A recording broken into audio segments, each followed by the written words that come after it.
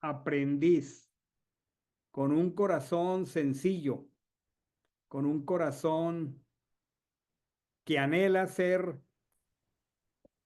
corregido, enseñado. Pedimos que tu espíritu maravilloso, tu Ruach HaKodesh,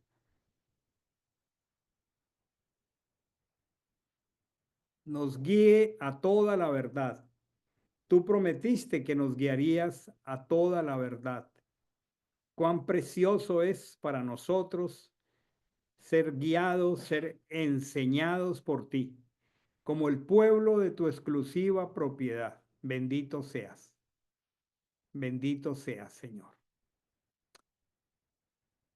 Oramos invocando el nombre santo y maravilloso de Hashem Yehoshua Hamashiach, el Cordero que porta el pecado del mundo.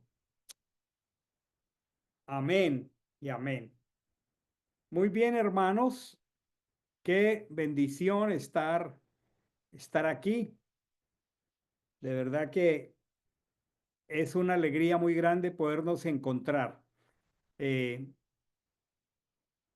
Tengo la pantalla de mi escritura en Génesis capítulo 42, verso 1. Y esta porción que vamos a estudiar esta noche comienza en el capítulo 41. Eh, en hebreo se titula Miketz, que significa al final. Y estoy seguro que el Padre en su bondad nos va a dar una instrucción muy sencilla, pero muy práctica y muy profunda. Cuando dice aquí al final, se refiere, como lo leemos, al final de 2 años exactos. Se refiere a que 2 años atrás, José, el hijo de Jacob, le interpretó los sueños al copero del rey y al panadero del rey. Y los sueños se cumplieron, pero a la petición que hizo Joseph, el copero olvidó la petición. Y 2 años después, dice, sucedió que Faraón soñaba. Y hace relación este capítulo 41 de los sueños de Faraón, que son de un conocimiento universal.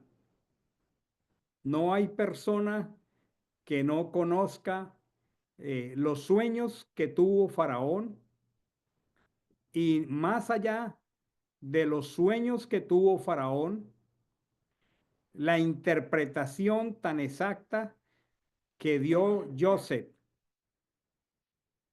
Y es allí donde empieza esta narración que se llama Miketz al final. Joseph había llegado de 17 años aproximadamente a, a Egipto como resultado de la traición de sus hermanos y la venta que sus hermanos hicieron a los mercaderes, que luego lo llevaron y lo vendieron como esclavo en Egipto.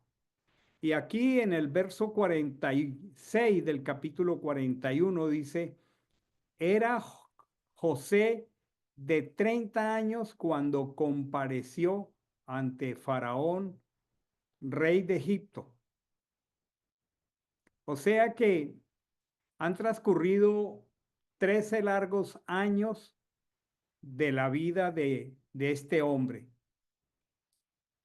Y estando en esa condición, el hambre toma la tierra y esto afecta a los habitantes de Canaán. Y entonces voy a comenzar la lectura aquí en el capítulo 42 con los eventos que se comienzan a desencadenar. Joseph interpreta los sueños de Faraón. Joseph es ascendido a virrey en Egipto, llega a ser la segunda persona más importante y comienzan los días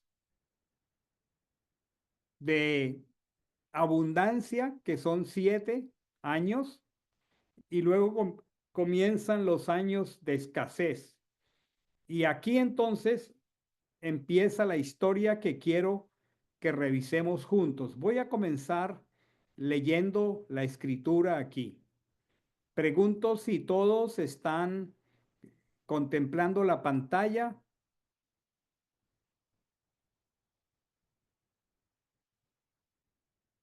La pantalla es visible para todos, ¿verdad? Sí, señor. Muy bien, Sí. muy bien. Entonces, con eso en mente, dice, viendo Jacob que había grano en Egipto, dijo Jacob a sus hijos, ¿por qué os estáis mirando unos a otros? Y dijo, mirad, he oído que hay grano en Egipto. Bajad allá y compradnos grano para que podamos vivir y no muramos. Bajaron pues 10 de los hermanos de Joseph a comprar el grano de Egipto, pero Jacob no envió a Benjamín, hermano de Joseph, con sus hermanos, pues dijo, no sea que le ocurra alguna desgracia. Así que los hijos de Israel fueron a comprar grano en medio de los que iban, pues la hambruna estaba en la tierra de Canaán. Y Joseph era el gobernante del país que vendía grano a todo pueblo de la tierra. Llegaron entonces los hermanos de Joseph y se postraron ante él rostro en tierra. Aquí comienza a aparecer una situación que se va a convertir en el objeto central de nuestro estudio esta noche. Joseph vio a sus hermanos y los reconoció. A ver, imagínate que perdiste de vista a a tu grupo familiar, a tus hermanos, y han transcurrido más de 13 años que no los ves. El último momento que los viste fue un momento que recordamos cómo fue. Muy angustioso, ¿verdad? Sus hermanos lo han traicionado, sus hermanos lo han vendido y él ha transcurrido una gran parte de su vida hasta ese momento prisionero en la cárcel. Y después de estos años tan largos, tan llenos de tribulación, pero también de bendición, porque la escritura dice que la presencia de Achén estaba con Joseph y todo lo que Joseph hacía, Adonai lo prosperaba. Pero aquí aparece esta narración. Los hermanos llegan y la escritura dice, José vio a sus hermanos y los reconoció. Cada uno de nosotros, imagínense que está envuelto en una situación de esta naturaleza. Lleva cerca de 15 años que no ve a sus hermanos y de una manera sorpresiva, ellos aparecen en la escena. Usted ahora es un alto dignatario, un alto funcionario. Usted viste según la usanza egipcia. Usted habla egipcio y sus hermanos no lo reconocen, pero usted sí reconoce a sus hermanos. Y aquí el texto de la escritura dice que él lo reconoció, pero que se fingió ser un extraño para ellos y además dice, hablándoles duramente, les dijo, ¿qué piensan ustedes de una reacción de esta naturaleza en cabeza de un hermano tan noble como Joseph? A ver, ¿cómo piensa cada uno de nosotros que hubiera reaccionado? ¿Cómo habría sido su manejo emocional al reconocer después de los años a 10 de sus hermanos? ¿Cómo hubiera sido, cómo usted se imagina que usted hubiera reaccionado? Porque la escritura está diciendo que Joseph los reconoció, fingió que no los conocía y aparte de eso, se comportó ásperamente con ellos, les habló palabras muy duras. ¿Qué piensa Hilda?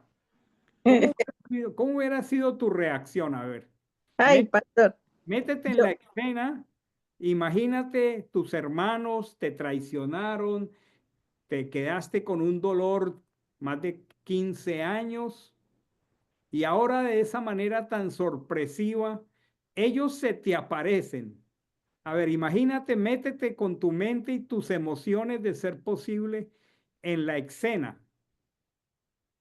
imagínese después de tanto tiempo y si le estaba guardando el rencor, que bueno, me estoy poniendo fuera del personaje de José, que él siempre estaba con Dios, pero ya pensando en mí, digo, oh my God, los tengo en mi mano, Los tengo en mi mano. los tengo en mi mano para darles una buena lección, para Los tengo vengarme. en mi mano. Parece muy adecuada tu respuesta. Los tengo en mi mano y Los tengo en mi mano. Ujú. además soy el vice faraón. Soy la segunda persona más importante. Tengo poder y, Exactamente. y además él se está recordando de los sueños que tuvo, por lo cual sus hermanos se sintieron muy irritados. Quién recuerda cuáles fueron los dos sueños que tuvo Joseph? Que ahora ante sus ojos esos sueños se están haciendo patéticos. Ah, ¿qué tal Giancarlo? ¿Recuerdan los sueños que tuvo Joseph o le puede ayudar cualquiera de los que está aquí? La misma Hilda, ¿qué recuerda de los sueños? El sueño, el de las 12 gavillas. El de las 12 gavillas. Muy bien, Hilda. Que, y ¿Qué- el otro que sí, que se Que los inclinaban, hermanos se dice. rodeaban. Ajá, que lo rodeaban y se inclinaban a la gavilla de José. Exactamente. Ujú. La gavilla de José estaba en el centro y estaba erguida y las otras gavillas se inclinaban ante la gavilla de Joseph. Muy bien, Hilda. Sí. A ver, Germán, ¿recuerdas el otro sueño, Germán Andrés?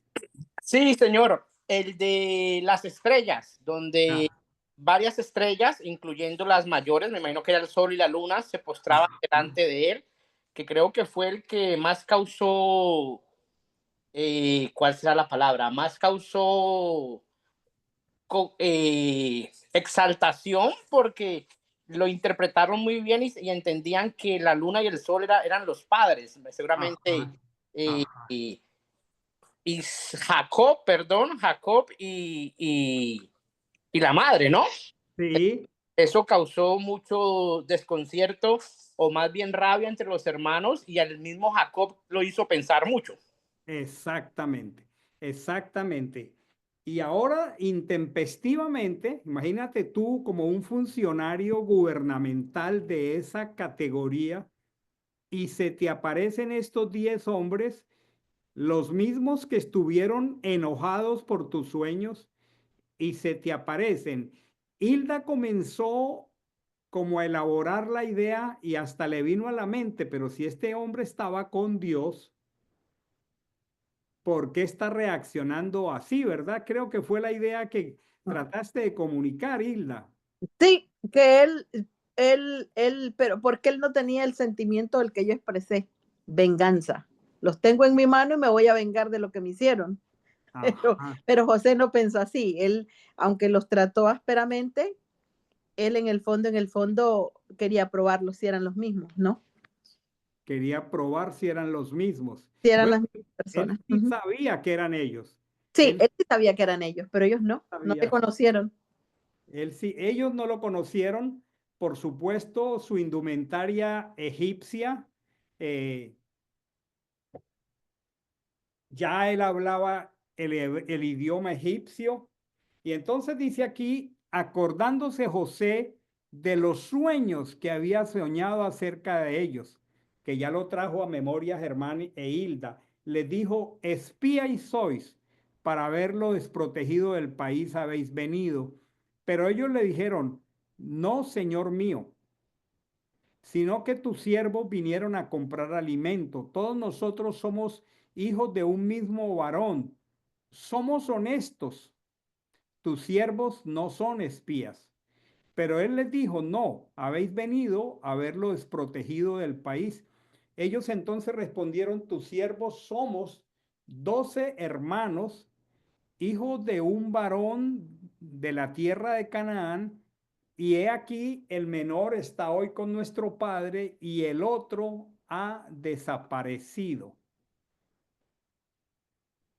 Pero José les dijo, es lo que yo digo, sois espías. Esto, en esto seréis probados. Vive Faraón, que no saldréis de esto, sino cuando venga aquí vuestro hermano menor. Miren, hermanos, vamos a aprender junticos una lección muy poderosa. Una lección que tiene una combinación de dos factores, tan sencilla como la historia que estamos leyendo. Las historias de la escritura, muchas de ellas son bien fáciles de entender porque son narrativas, pero lo más precioso de esto es la enseñanza práctica que podemos usar en nuestras relaciones interpersonales. Esta semana estaba leyendo ayer el primer capítulo del libro de los Hechos. Y en el primer capítulo del libro de los Hechos, el, el, el evangelista Lucas hace una expresión muy interesante porque dice, en el primer tratado, oh Teófilo, hablé acerca de todas las cosas que Jesús comenzó a hacer y a enseñar. Grabemos este par de cosas, hacer y a enseñar. A Lucas no le impresionó tanto lo que Jesús enseñó. Si bien, por supuesto, lo que Jesús enseñó conmovió a todo mundo, pero a Lucas le conmovió lo que Jesús comenzó a hacer. Y luego dice, y a enseñar, porque ese es un orden muy precioso. A Jesús los discípulos le preguntaban por lo que él hacía. ¿Por qué tú no nos enseñas a orar? ¿Por qué les enseñas en parábolas? Explícanos la parábola. Y en muchas oportunidades Jesús dijo, si supiereis estas cosas, más felices seréis si las hiciereis. Miren, hermanos, nosotros necesitamos el equilibrio de la Torá. ¿Cuál es el equilibrio de la Torá? Que la gente pueda vernos haciendo la Torá y que producto de que nos vean haciendo la Torá, nos pregunten por la Torá y nosotros les enseñemos la Torá. Ujú. Ah, bueno. Ese es el orden, porque si nosotros solo enseñamos y enseñamos, pero no hacemos, como que queda un tremendo interrogante. Bueno, todo esto que estos hermanos o amigos enseñan, ¿por qué no lo aplican a la vida? Y tiene que haber un balance entre lo que hacemos y lo que enseñamos. Si lo que nosotros aprendemos no tiene aplicación práctica en lo que hacemos, por más profunda que sea cualquier enseñanza y no tiene aplicación práctica, pues, ¿qué piensan ustedes de eso?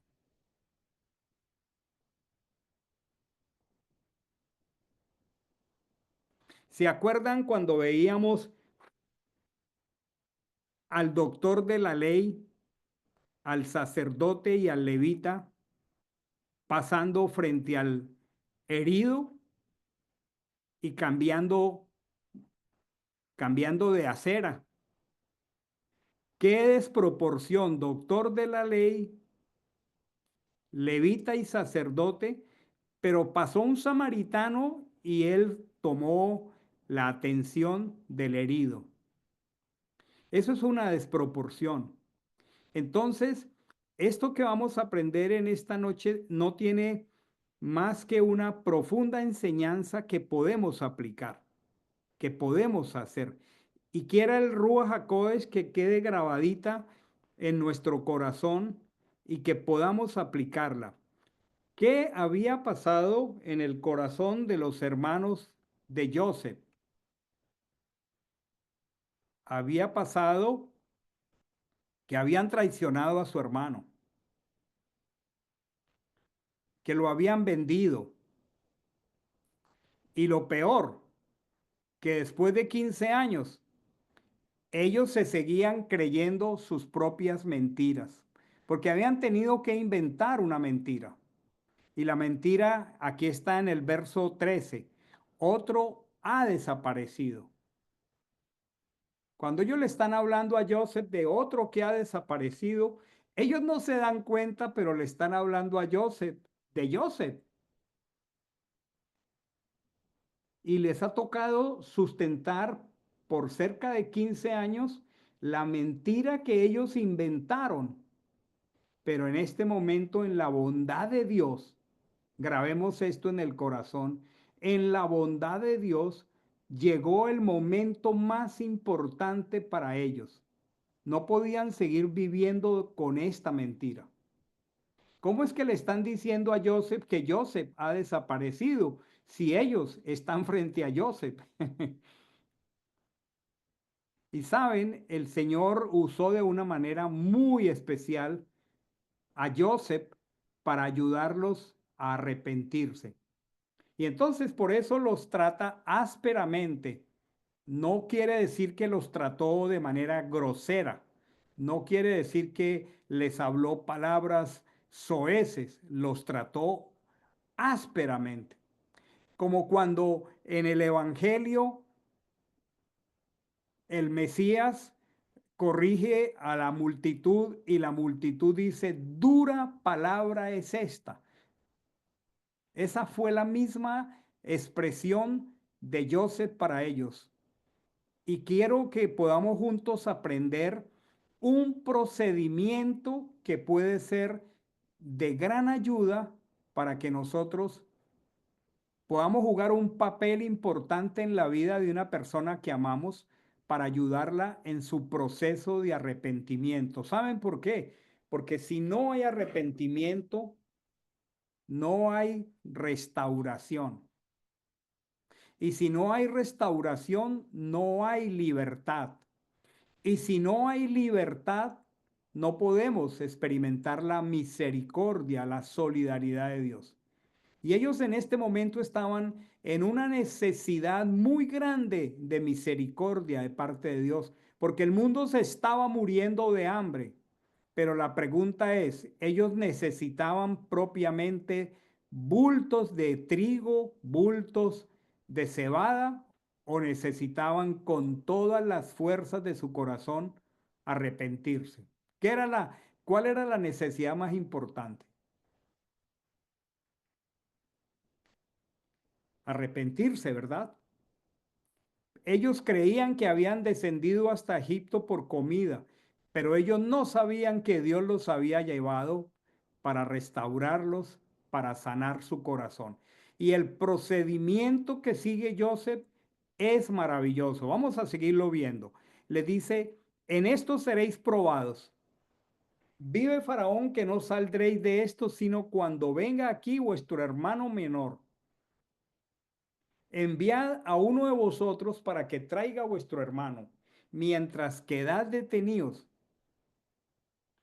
y sean comprobadas vuestras palabras, si hay verdad en vosotros, y si no, por la vida de Faraón que sois espías. Y los puso juntos bajo custodia por 3 días. Pero al tercer día les dijo Joseph, haced esto y viviréis, perdón. Yo temo a Ja Elohim. Si sois honestos, uno de vuestros hermanos quedará encarcelado, mientras los demás vais y lleváis el grano a vuestras familias hambrientas. Pero me traeréis a vuestro hermano menor, y vuestras palabras serán verificadas y no moriréis. ¿Qué piensan ustedes aquí con esta expresión en el versículo 16? Uno de vuestros hermanos quedará encarcelado. ¿Qué piensan ustedes que pasó por la mente de estos 10 hombres cuando Joseph les dice, uno de vuestros hermanos quedará encarcelado? ¿Qué piensa, qué piensa Grace? ¿Qué piensa que pasó en la memoria de ellos cuando Joseph hace esta declaración? Uno de vuestros hermanos quedará encarcelado. ¿Qué piensas que comenzó a ocurrir en estos 10 hombres, Grace?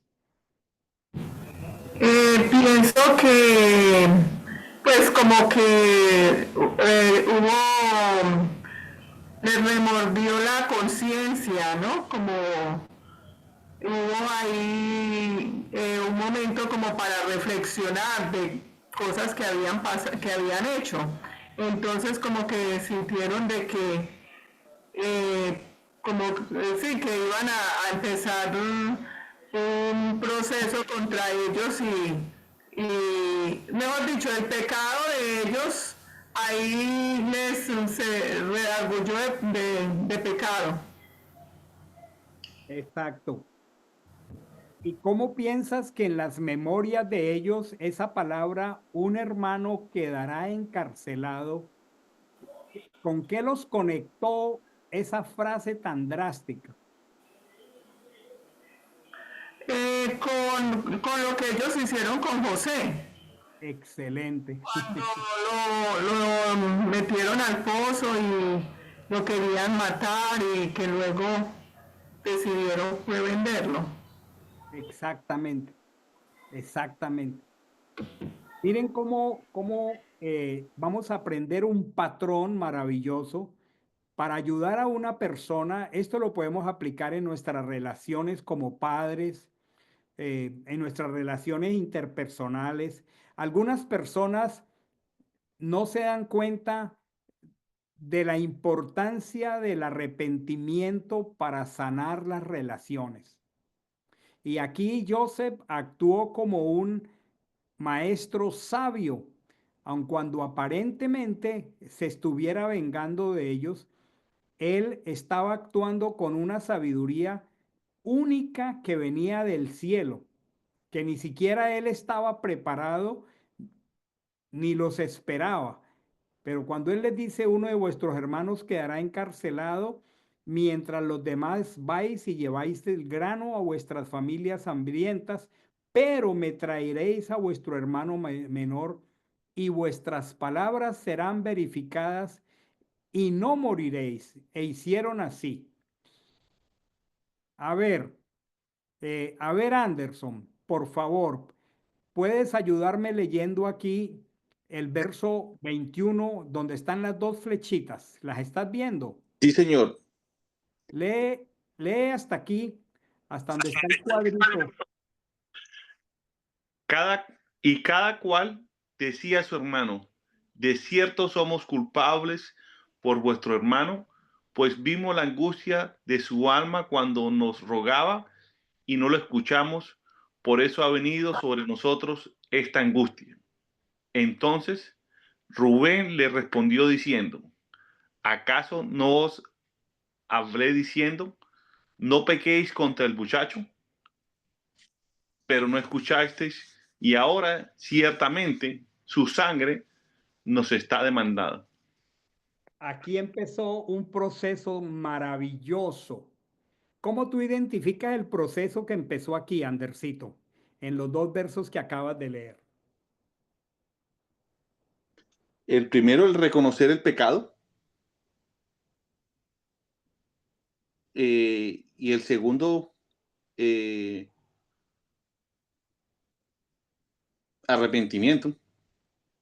Aquí empezó un proceso de arrepentimiento. Imagínense, hermanos, 15 años para reconocer una culpa. Porque en 15 años esta palabra no había salido de los labios de ellos. Es más, en este momento todavía ellos tienen una mentira porque le están diciendo a su hermano que su hermano con el que están hablando ha desaparecido y resulta que lo tienen de frente. Pero ellos comienzan aquí, de cierto somos culpables por nuestro hermano, pues vimos la angustia de su ser cuando nos rogaba y no lo escuchamos. Esta frase que está aquí es muy importante. Por eso ha venido sobre nosotros esta angustia. El Señor comenzó a través de José a tratar su corazón. Por eso ha venido sobre nosotros esta angustia. Rubén les dijo, ¿acaso no os hablé diciendo no pequéis contra el muchacho, pero no escuchasteis? Y ahora ciertamente su sangre nos es demandaba. Ahora, aquí en el verso 24,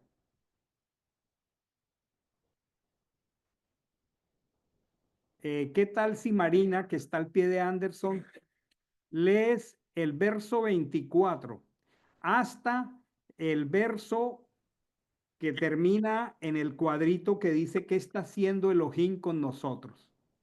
Sí, pastor, ¿lo puedo leer de mi Biblia? Como quiera. Ok, me es más fácil. Él se apartó de ellos y lloró, pero volvió a donde ellos y les habló. Permítame, pastor, que no tengo muy buena luz aquí. Mejor lo voy a leer de aquí del celular. Ok.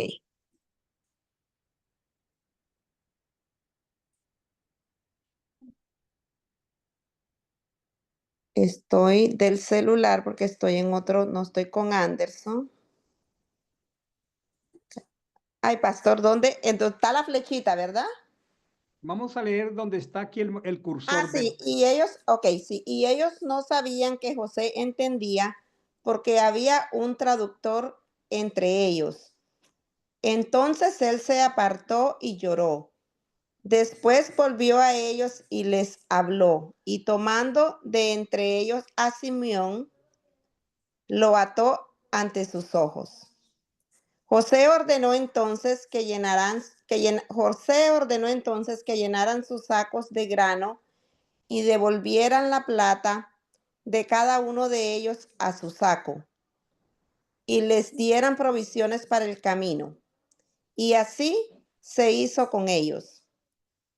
Y ellos cargaron su grano sobre sus asnos y se fueron de allí. Pero en el mesón, al abrir uno su saco para dar forraje a su asno, he aquí vio que su plata estaba en la boca de su costal. Y dijo a sus hermanos, mi plata ha sido devuelta, y mirad, aún está en mi costal. Entonces se les salió el corazón y temblaron. Y cada uno decía a su hermano, ¿qué está haciendo Elohim con nosotros? Hasta ahí. ¿Qué les llama la atención aquí? Miren, cuando dice el texto que ellos no sabían que José entendía, porque claro, José era un funcionario egipcio, hablaba a través de traductor y le traducían de egipcio a hebreo, pero ellos no se daban cuenta este diálogo. ¿Acaso no os hablé diciendo no pequéis contra el muchacho? Ellos no captaban que José estaba escuchando y entendiendo esto, pero no escuchaste y ahora ciertamente su sangre nos es demandada. Vimos la angustia de nuestro hermano cuando nos rogaba y no lo escuchamos. Por eso ha venido sobre nosotros esta angustia. Ellos estaban convencidos que estaban hablando con cualquier funcionario público de una nación.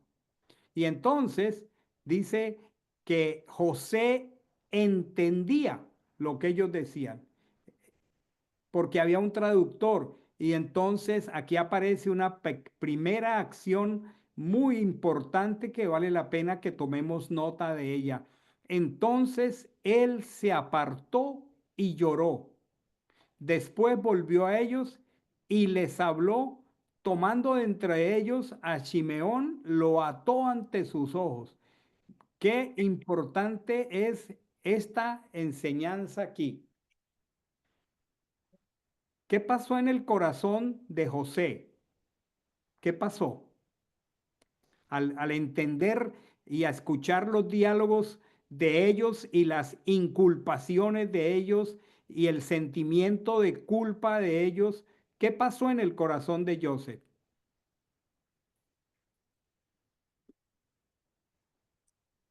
Yo pienso que Joseph empezó a tener como sanidad o libertad, ¿no?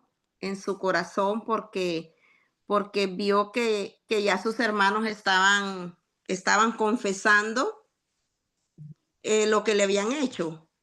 Pienso que José empezó una restauración ahí en su corazón.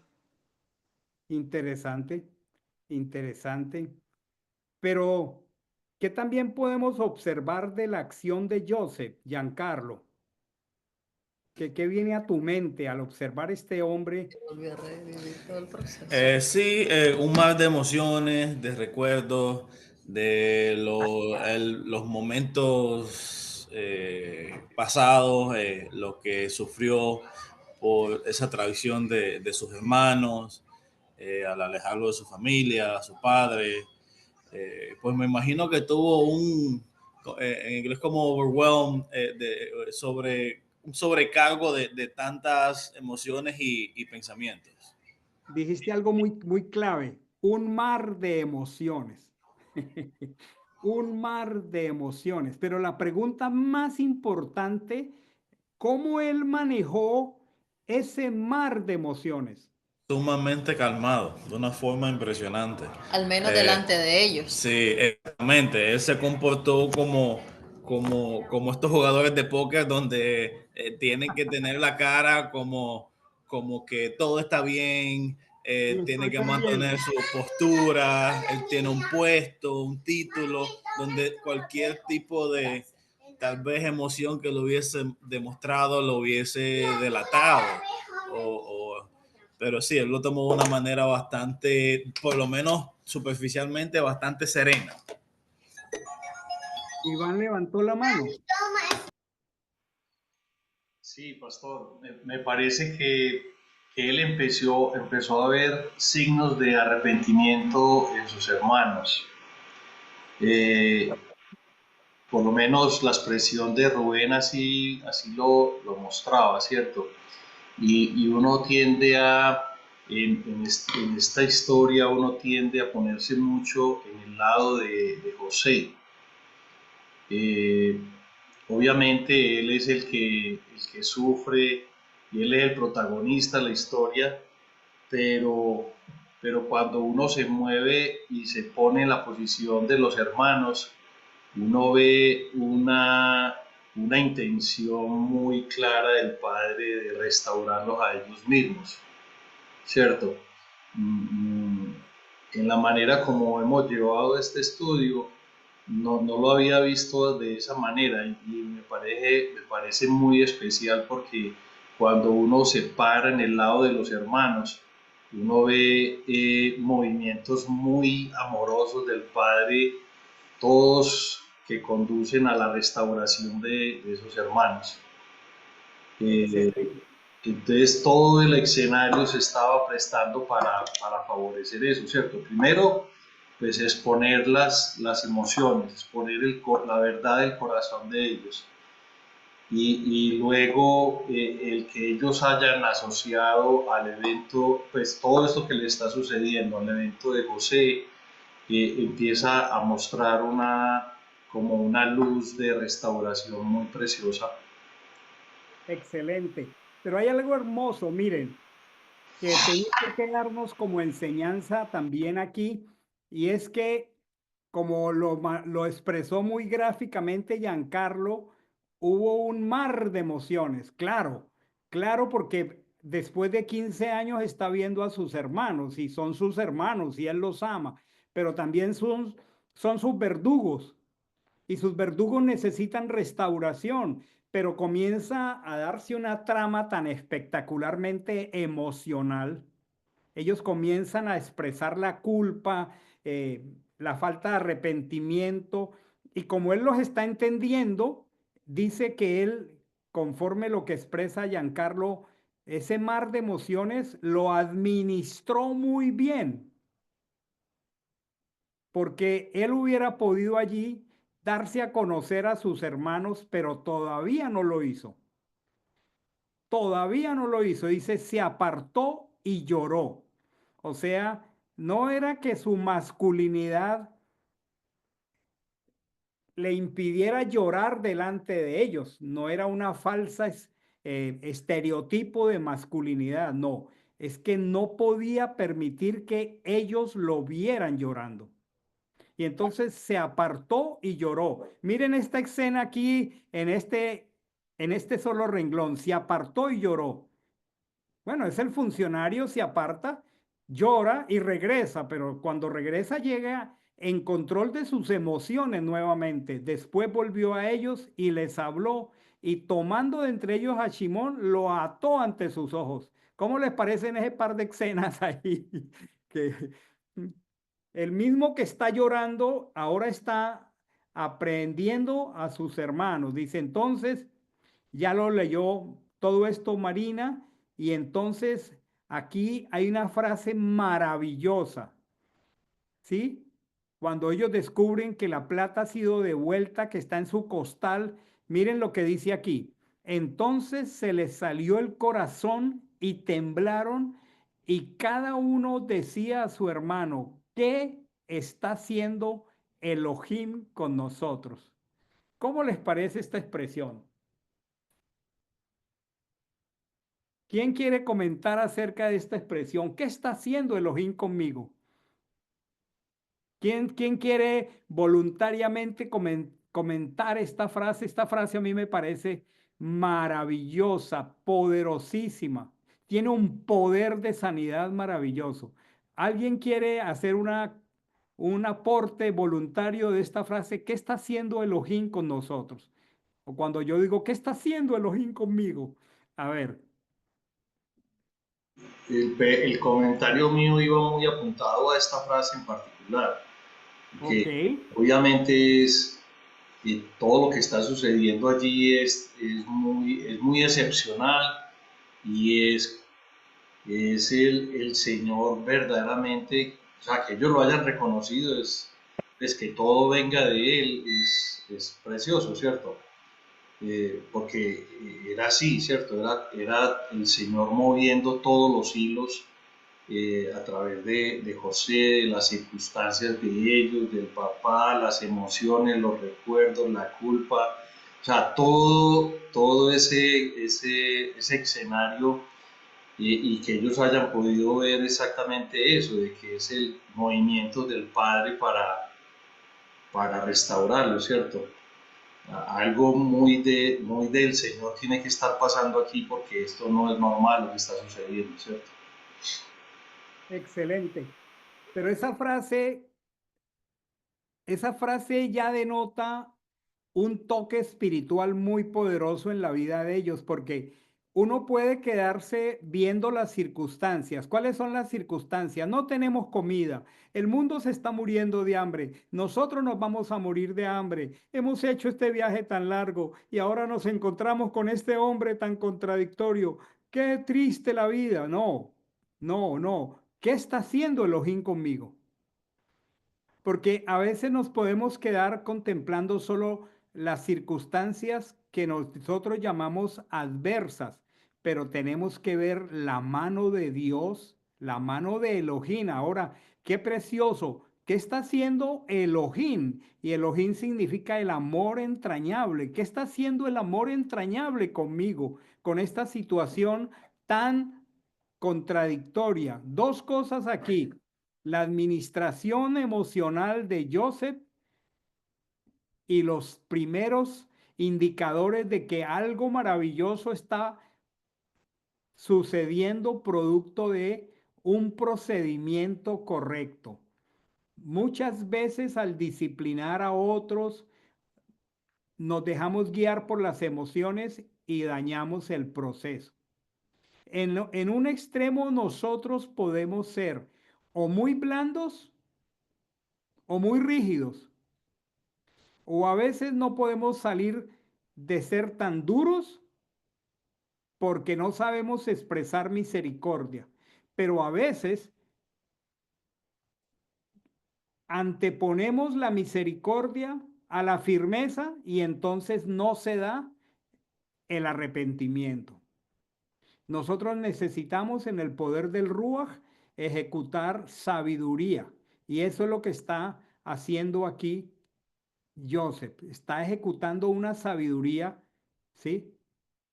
Donde está tomando control de sus emociones, se retira, llora a solas, pero vuelve y sigue siendo firme porque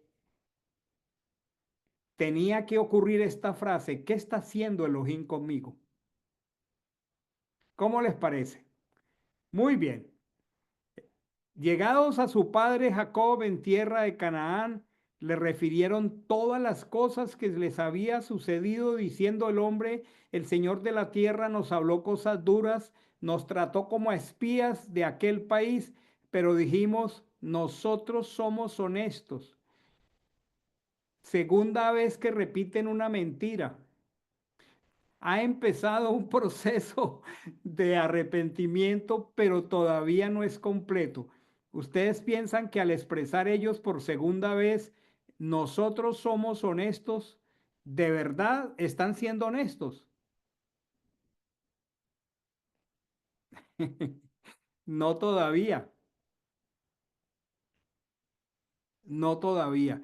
Miren qué precioso es este patrón, este proceso maravilloso de arrepentimiento. Les hace regresar, imagínense, imagínense la distancia entre Canaán y Egipto, los kilómetros, los días que ha demorado un viaje de ida, y ahora los hace regresar para que tengan que volver.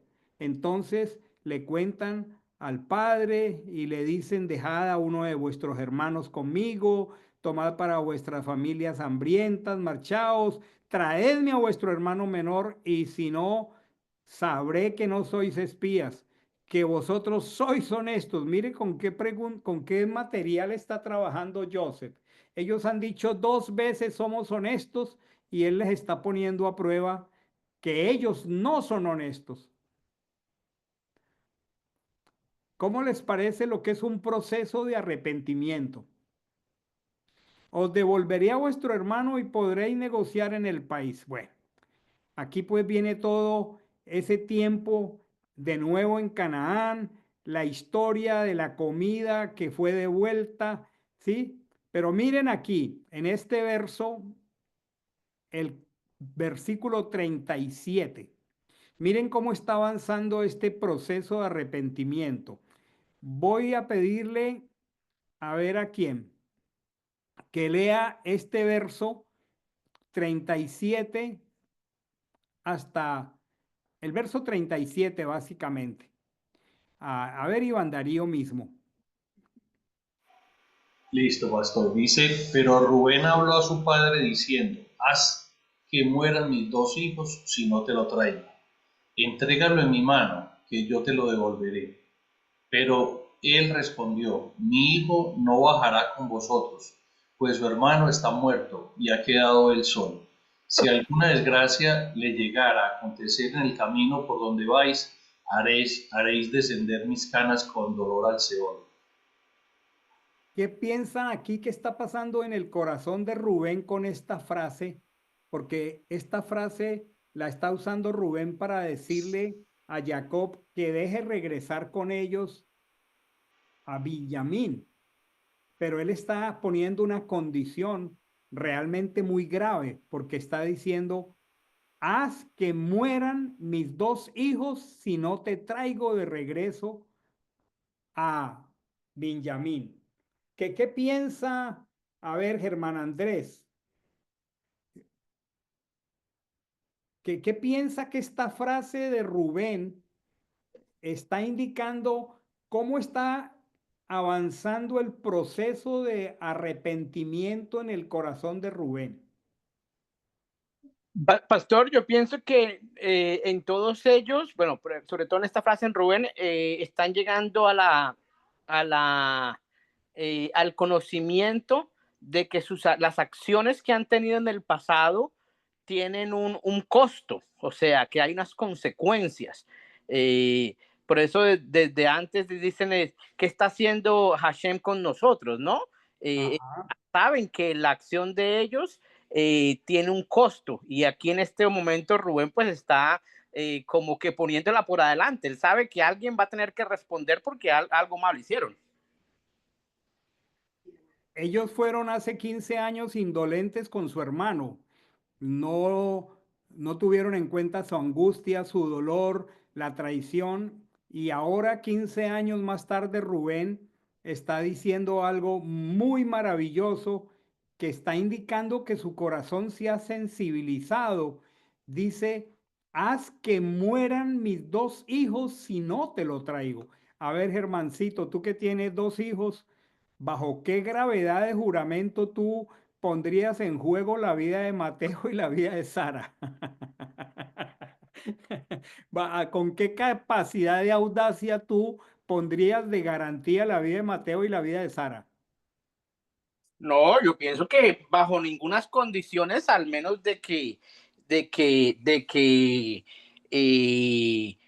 pues uno tenga la certeza de que no les va a pasar nada, o uno esté completamente arrepentido de lo que hizo, ¿no? Está poniendo como condición de la veracidad de su palabra un juramento que incluye la vida de sus dos hijos. Hace 15 años atrás, a él no le importó la vida de su hermano. Y ahora el arrepentimiento está obrando por este manejo tan sabio de parte de Joseph, que él está diciendo, haz que mueran mis dos hijos si no te lo traigo. Entrégalo en mi mano y yo te lo devolveré. Muy bien, pero la hambruna era grave en la tierra y dice, cuando terminaron de comer el grano, entonces el padre les dice, vuelvan a comprar alimento, y Judá le responde, el hombre nos advirtió seriamente diciendo, no veréis mi rostro a menos que vuestro hermano venga con vosotros. Si enviáis a vuestro hermano con nosotros, bajaremos y te compraremos alimento, pero si no lo envías, no bajaremos. Porque el hombre nos dijo, no veréis mi rostro a menos que vuestro hermano esté con vosotros. Y dijo Israel, ¿por qué me hiciste tanto mal declarando a ese hombre que tenía otro hermano? Y ellos dijeron, el hombre nos preguntó expresamente acerca de nosotros y de nuestra parentela, diciendo, ¿vive aún vuestro padre? ¿Tenéis otro hermano? Y le declaramos conforme a estas preguntas. ¿Acaso sabíamos nosotros que él diría, haced bajar a vuestro hermano? Judá dijo a Israel su padre, envía al muchacho conmigo, así nos levantaremos e iremos para que vivamos y no muramos también nosotros, también tú y también nuestros pequeños. yo salgo fiador por él. A mí mismo me pediréis cuentas de él. Si no te lo devuelvo y te lo pongo delante, seré culpable ante ti todos los días. Si no nos hubiéramos demorado, ciertamente ya habríamos vuelto 2 veces. Y aquí aparece una figura preciosa en el verso 43:11.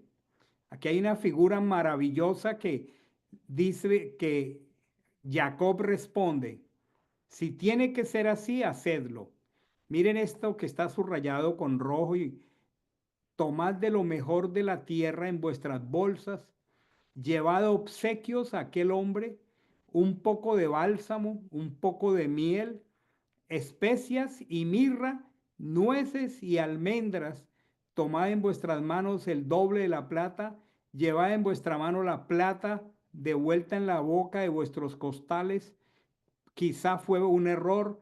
Tomad a vuestro hermano, levantaos y volved ante aquel hombre, y que el Shaddai os conceda gran misericordia ante aquel hombre y os suelte a vuestro hermano. Aquí hay unas cosas, hermanos, maravillosas. Cuando estamos en el estudio de Baikra, de Levítico, que aprendemos acerca de los distintos korbanot, holocaustos y ofrendas, y entendemos el valor del corbán, que el corbán viene del verbo acercar, o sea que el sacrificio de un cordero, el sacrificio, la ofrenda acercan. Y entonces Jacob está enviando una ofrenda vegetal. Dice, tomad de lo mejor de la tierra, llevad obsequios a aquel hombre, un poco de bálsamo, un poco de miel, especias, mirra y nueces. Esta es una minjá, esta es una ofrenda vegetal. Y luego dice, y producto de esto, que el Shaddai os conceda misericordia ante aquel hombre y os suelte a vuestro hermano Benjamín y a Benjamín. Qué precioso esto, hermanos. Mucho antes de que la Torá fuera expresada por Moisés a partir del monte Sinai, Jacob sabía lo que era una ofrenda vegetal. Jacob sabía el poder de una ofrenda, de un holocausto y el poder de obrar misericordia porque hay una víctima que ha sido sacrificada, y dice que él manda esta ofrenda vegetal para que este hombre les conceda gran misericordia. Y miren esta frase, y os suelte a vuestro hermano. Cuando dice os suelte, es traiga liberación. Traiga liberación, porque ellos estaban prisioneros de su mentira. Ellos en estos 15 años no habían presentado una ofrenda, y lo único que mueve la mano de Elohim es una ofrenda. Y él está diciendo, es por un arrepentimiento completo que incluye el sacrificio de una víctima, que las personas son liberadas. ¿Cómo les parece este cuadro tan maravilloso, mis hermanos? ¿Cómo aquí hay un procedimiento que no podemos nosotros evadir cuando necesitamos descubrir qué está haciendo Elohim con nosotros? Porque no era el problema del hambre, no era el problema de la dureza de Joseph, era el problema de los corazones que estaban sin libertad. No había liberación. Y la única manera de obtener liberación es a través del arrepentimiento. ¿Cómo les parece la sabiduría de Joseph para ayudar en este proceso a sus hermanos? Muy bien. Entonces los hombres se regresaron de nuevo, segundo viaje de Canaán a Egipto. Y aquí dice haz entrar, cuando José vio con ellos a Benjamín, dijo al que estaba a cargo de su casa, haz entrar a los varones en la casa, degüella un animal y prepáralo porque estos varones comerán conmigo a mediodía. El hombre hizo como José había dicho y los hizo entrar en casa. Los hombres tuvieron temor cuando se vieron conducidos a casa de Joseph, pues decían, por el asunto de la plata que fue devuelta en nuestros costales, la vez primera somos traídos acá, para atacarnos y abalanzarse sobre nosotros y tomarnos como esclavos a nosotros y a nuestros asnos. ¿Qué habían hecho ellos 15 años atrás? Habían vendido como esclavo a Joseph. 15 años más tarde, ellos son presa de la misma acción que tomaron con su hermano. Ellos tienen temor de llegar a ser esclavos cuando no tuvieron en ninguna consideración la esclavitud de su propio hermano. Entonces se acercaron al hombre que estaba a cargo de la casa y le hablaron a la puerta de la casa: ay, señor mío, nosotros ciertamente bajamos al comienzo a comprar alimento, pero sucedió que llegamos a la posada y abrimos nuestros costales y aquí la plata de cada uno estaba en la boca de su costal. Bueno, toda esta trama maravillosa. Y entonces el propósito de el procedimiento de ser duro, de expresarse con aspereza, está siendo colocado en el orden correcto. Porque si Joseph se hubiera desgranado en lágrimas, si Joseph se hubiera desgranado en expresiones emocionales, ellos no habrían podido recorrer este camino de doble viaje de ida y vuelta, y en el camino no se habían logrado arrepentir. Y bueno, sigue toda esta trama.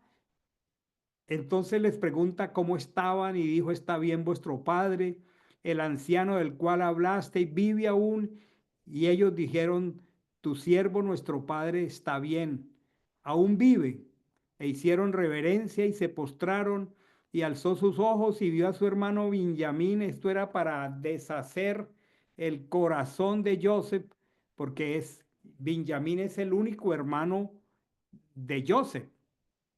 Joseph solo tuvo un hermano llamado Benjamín. Joseph y Benjamín son los hijos de la esposa amada de Jacob, Raquel. Y aquí hay otra oportunidad de administrar sabiamente las emociones. Miren esto, ya vamos a darte la oportunidad, Ivancito, que estás levantando la mano. Miren lo que pasa cuando ve a su hermano Benjamín, hijo de su madre. Les pregunta: ¿es este vuestro hermano menor de quien me dijisteis? Él está fingiendo. Él está dramatizando todo esto. Y añadió: Elohim te haga misericordia, hijo mío.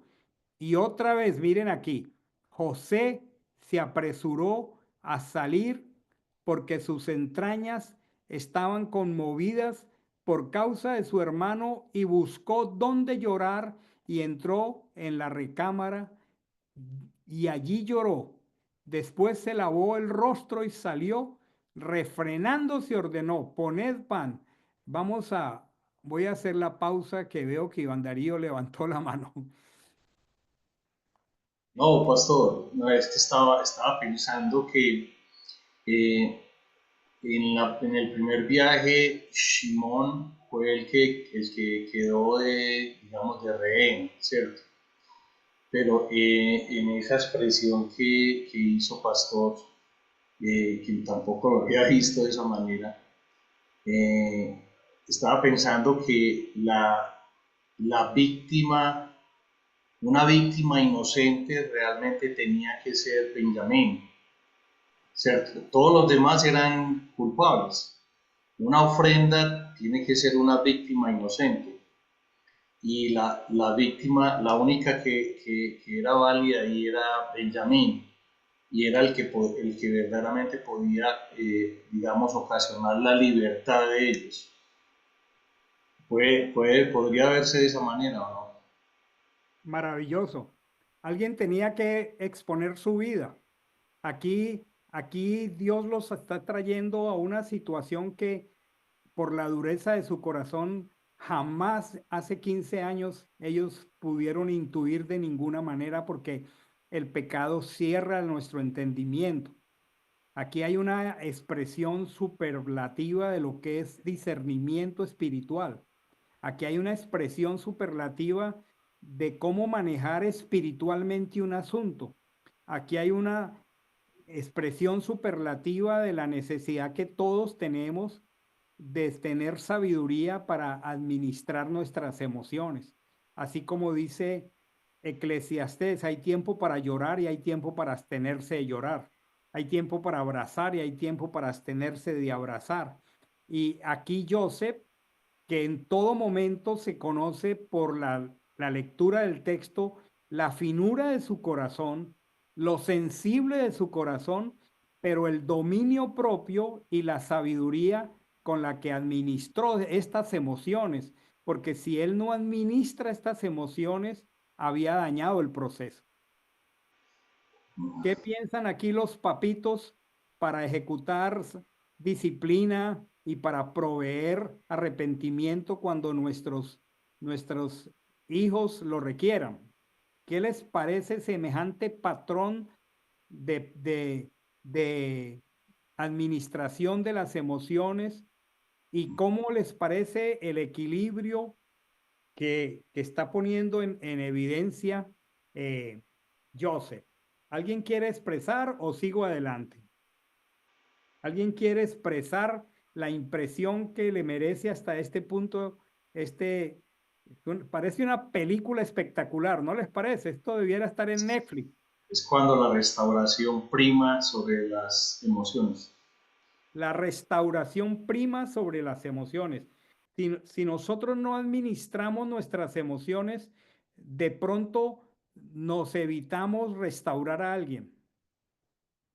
Se sabotea la restauración. ¿Ah?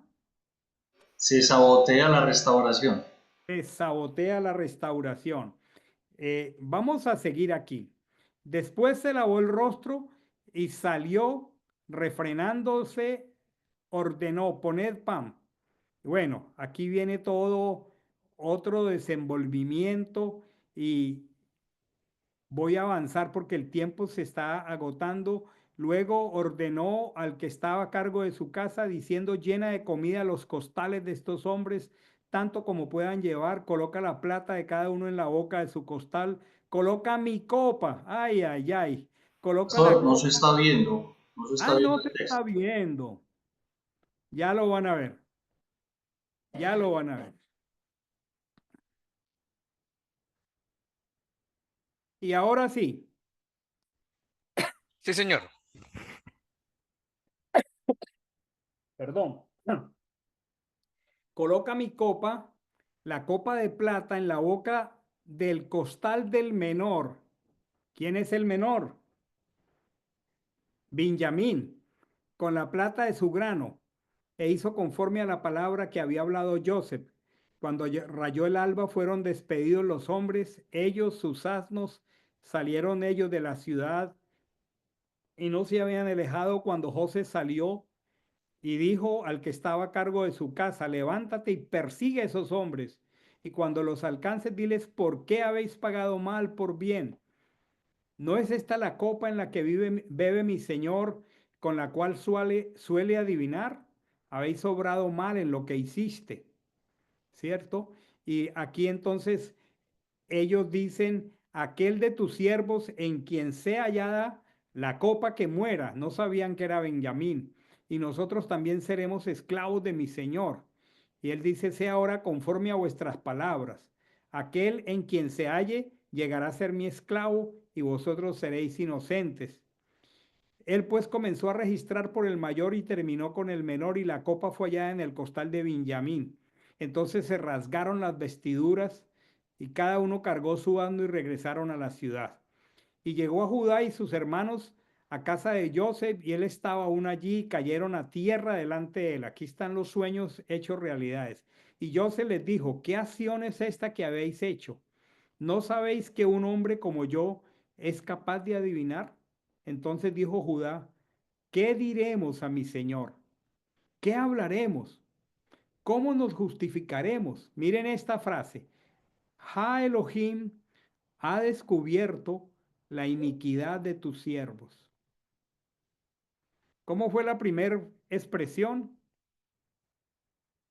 ¿Qué está haciendo Ha Elohim con nosotros? Bueno, aquí ya está claro el cuadro. La primera fue una pregunta.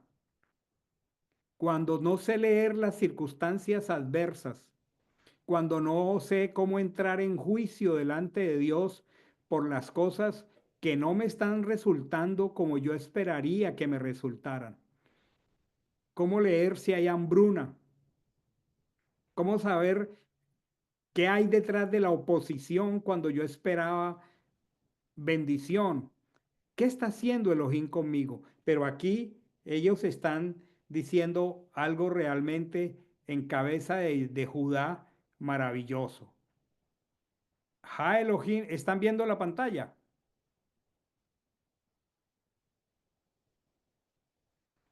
Ha Elohim ha descubierto la iniquidad de tus siervos.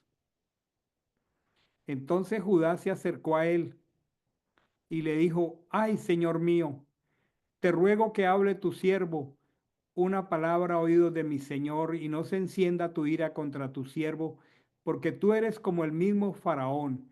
Mi Señor ha preguntado a sus siervos diciendo, ¿tenéis padre o hermano? Y nosotros dijimos a mi Señor, tenemos un padre anciano y un muchacho que le nació en su vejez, pues su hermano murió. Solo él quedó de su madre y su padre lo ama. Y dijiste a tus siervos, hacedlo bajar para que lo vea. Entonces nosotros dijimos a mi señor, el muchacho no puede abandonar a su padre, porque si lo abandona a su padre moriría. Aconteció que cuando subimos donde mi padre, tu siervo, le referimos las palabras de mi señor, y nuestro padre dijo, volved a comprar para nosotros un poco de alimento.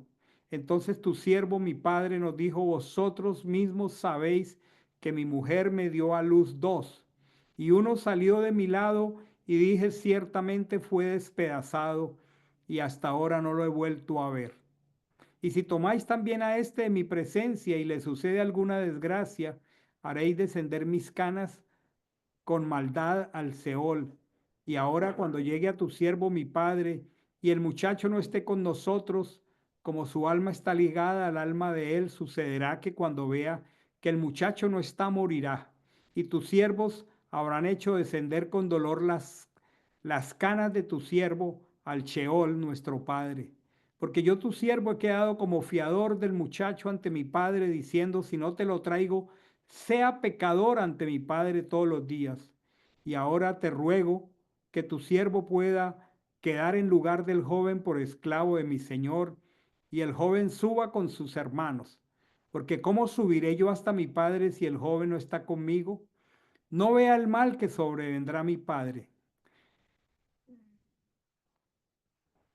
Miren esta frase, José ya no podía contenerse ante todos los que estaban a su lado y exclamó, sacad a todo varón de mi presencia. Y no quedó nadie con él cuando José se dio a conocer a sus hermanos. Entonces alzó su voz en llanto y lo oyeron los egipcios y lo oyó la casa de Faraón. Y dijo José a sus hermanos, yo soy Joseph, ¿vive aún mi padre? Y sus hermanos no pudieron responderle porque estaban turbados por su presencia. Entonces José dijo a sus hermanos, acercaos a mí, os ruego. Y ellos se acercaron y les dijo, yo soy vuestro hermano Joseph, a quien vendisteis para Egipto. Ahora pues, no os entristezcáis, ni os sea por enojo ante vuestros ojos haberme vendido acá, pues para preservar la vida me envió Elohim delante de vosotros. Dice aquí, por eso Elohim me envió delante de vosotros para preservaros un remanente en la tierra y para daros vida por medio de una gran liberación. Dice aquí, y besó a todos sus hermanos y lloró sobre ellos. Después sus hermanos hablaron con él. Bueno, es una historia realmente maravillosa. Hay un orden, hay un procedimiento. Primero les trata con firmeza. Primero les habla palabras ásperas. Aun cuando el impacto del encuentro era tan poderoso en su corazón, ustedes pueden medir la distancia entre Egipto y Canaán. Los hizo realizar 2 viajes. Y en esos 2 viajes, él contuvo sus emociones, él administró sus emociones. Y producto de esto se obró el arrepentimiento. Cuando él se dio cuenta que había arrepentimiento, entonces él extendió misericordia. Ese es el orden. Firmeza que produzca arrepentimiento. Cuando el arrepentimiento se ponga de manifiesto, entonces se extiende la misericordia, se extiende la consolación, se extiende la restauración, no antes. Aprendiendo a comunicar el Evangelio, aprendimos una premisa que dice: la ley para el soberbio, la gracia para el humilde. A una persona soberbia solo se le da ley. A la persona humilde se le ministra misericordia y restauración. La pregunta para cada uno de los que estamos aquí: ¿en qué extremo te ubicas tú? ¿Eres extremadamente misericordioso o eres extremadamente firme? ¿Te cuesta mucho expresar firmeza cuando hay que expresarla? Pero por otro lado, cuando hay que extender misericordia, ¿no lo haces? ¿Qué patrón más precioso? ¿Qué enseñanza más maravillosa? ¿Cuál es, después de todo este tiempo de estudio, Hilda, la última reacción y la comparas con la primera, porque fue a ti que te hice la primera pregunta? Ahora que miras el cuadro completo, ¿qué te queda en el corazón? ¿Qué me queda?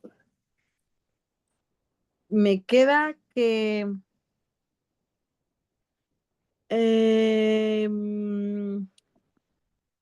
la misericordia, pastor.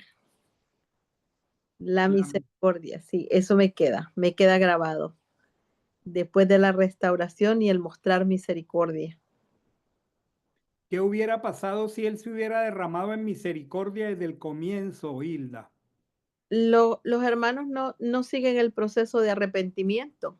Excelente. Porque ellos no hubieran podido. No, o sea, es que realmente si él hubiera, desde un principio se hubiera revelado, ellos no hubieran tenido esa oportunidad. No hubieran tenido esa oportunidad. Sí. Si él no hubiera administrado este procedimiento, qué triste. Ellos habrían obtenido toneladas de comida. 10 hombres regresando cargados con 10 camellos llenos de alimento, pero sin arrepentimiento. Y tarde o temprano ese trigo y esa cebada se iba a consumir, pero el corazón de ellos no había sido transformado. No hubieran sido libres. No habían sido libres. ¿Qué preferimos? ¿10 camellos cargados de trigo y cebada o un corazón libre? ¿Qué piensa Christopher Mairena? ¿Qué prefieres, Christopher? ¿10 camellos cargados de trigo y cebada o un corazón liviano y arrepentido? Un corazón le arrepentido, pastor. Un corazón arrepentido. A veces pensamos que lo que requerimos son cargas de cosas. Y al contrario, lo que requerimos es que nos descarguen de las cosas. Ahorita, pastor, ahorita me recuerda un pasaje del apóstol Pablo en una de las cartas, no recuerdo cuál, pero que dice que corramos con paciencia la carrera, Que despojando tenemos por delante. de toda carga y corramos con paciencia. Que nos despojemos del peso del pecado que nos asedia Ah, y corramos con paciencia la carrera que tenemos por delante, puestos los ojos en Yehoshua, el autor y consumador de la fidelidad. ahí mismo, ahí mismo. Ajá. Solo un corazón liviano puede correr esa carrera, pastor, con paciencia. Así mismo. ¿Cuál es la conclusión final de Mayerlis esta noche a esta enseñanza?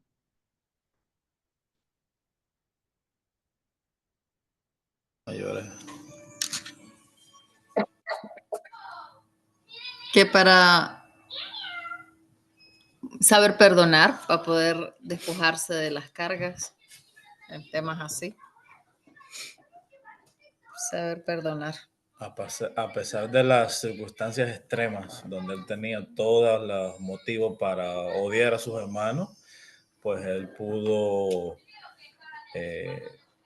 perdonar, y también fue un proceso donde ellos también fueron cambiados, donde ellos, sí, como ellos llegaron, con esas acciones que él tomó, pues hubo también tremendo cambio en la vida de ellos. Pero no solo en la de ellos, sino en la de él, porque como él dijo, él no les reprochó lo que hizo. Él le dijo, Dios me trajo aquí para yo poder salvarlos en un futuro. So, uno siempre tiene que ver por alguna razón. Que todo pasa, hay un propósito más grande. Maravilloso, maravilloso. Bueno, vamos a terminar aquí porque el tiempo ya se nos fue. Espero que este patrón, estos parámetros tan preciosos, estos procedimientos tan sabios, de una sabiduría que no es de este mundo, que es del cielo, que es pacífica, que llena de buenos frutos, que no deja incertidumbre, que podamos aprender a ser buenos administradores de la sabiduría de Dios, que podamos saber poner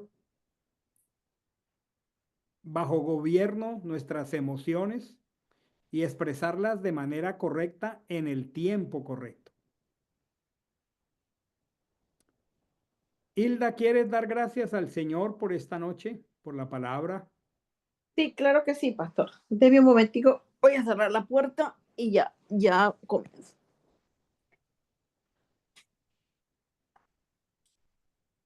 Ok. Sí. Te damos gracias, Señor. Gracias por este momento que nos permites, este tiempo, Señor, que estamos delante de ti. Gracias. Y que nos concedes, Señor, tener la mente y el corazón dispuestos. Gracias, Padre, porque sé que solamente tú pones el querer como el hacer de tu buena voluntad en nuestras vidas. Gracias, Señor, porque nos ministras, nos das sabiduría, nos das de tu palabra, nos alimentas, Señor, que cuando necesitamos, Señor, palabra tuya está ahí. Gracias, Señor, por el pastor que nos dispone de ese tiempo para enseñarnos, por todo lo que recibimos. Y te pido, Señor, que nuestro corazón esté así siempre dispuesto y, como decía él, una palabra clave, ser hacedores de tu palabra y no solamente oidores olvidadizos. Ayúdanos, Señor, porque siempre estamos nosotros tratando en nuestras fuerzas, pero nos ponemos en tus manos para que seas tú ayudándonos a ser hacedores de tu palabra, y que todo lo que vamos aprendiendo cada semana, Señor, podamos ponerlo en práctica, primeramente, para luego enseñar. Que seamos, nosotros como cartas leídas, Señor, y que la gente pueda ver en nosotros el proceso y, como decía el pastor, la práctica de la Torah. Nos ayuda, Señor, cada día en nuestro caminar. Nos ponemos en tus manos, ponemos esta enseñanza, Señor, que sea como esa semilla, que dé fruto, Señor. Sí, Señor. Porque tu palabra dice que no vuelve a ti vacía. Gracias, Señor, por esa palabra. Gracias por todos los que hemos participado en esta clase hoy. Y ayúdanos, Señor. Ayúdanos para seguir adelante. Que no es fácil porque a veces la distracción, Señor, que hay a nuestro alrededor nos quiere sacar. Pero nos ponemos en tus manos para que seas tú guardándonos a cada uno, Señor. Te damos gracias en esta noche por que la recuperación del pastor. Ponemos en tus manos la vida de Amandita y que se vaya recuperando cada día más. Señor, porque tu palabra siempre nos guarda y tu mano está con nosotros. Hemos visto tu mano en cada uno de nuestros procesos. Muchas gracias, Señor, porque hasta aquí tú nos has guardado. En el nombre de Yehoshua. Amén y amén. Señor, gracias. Ponemos delante de ti la vida de Felipe Escobar. Ponemos su salud en tus manos. Pedimos que tú reconfortes su cuerpo, todo su ser. También que ayudes a Vanessa en su proceso de restauración después de esa caída tan aparatosa que tuvo en su trabajo. Te pido que los confortes. Igualmente te doy gracias esta noche por la suegra de la hermana Marisa, la madre de Roberto, que ha tenido una cirugía bastante comprometedora. Que tú ayudes a restaurar su cuerpo y que los llenes a ellos de tu gozo, de tu paz. Guarda esta noche nuestro reposo, nuestro descanso y déjanos seguir disfrutando de este tiempo hermoso que tú has destinado para nosotros. En el nombre maravilloso del Cordero de Dios. Amén y amén. Gracias por su atención, por su tiempo. Les veo mañana a las 5 de la tarde. Bendiciones, hermanos. Buenas noches. Buenas noches. Bendiciones, pastor. Buenas noches. Gracias por su participación. Bueno, pastor. Hasta luego, que estén bien. Que pasen buena noche. Que descansen todos, que descansen. Buenas noches. Muchas saludos, Amandita. Claro que sí, Ivancito, claro que sí. Un abrazo grande, Dios los bendiga. Muchas gracias, pastor. Bendiciones. Un abrazo, pastor, hasta luego. Ok, querido Harold.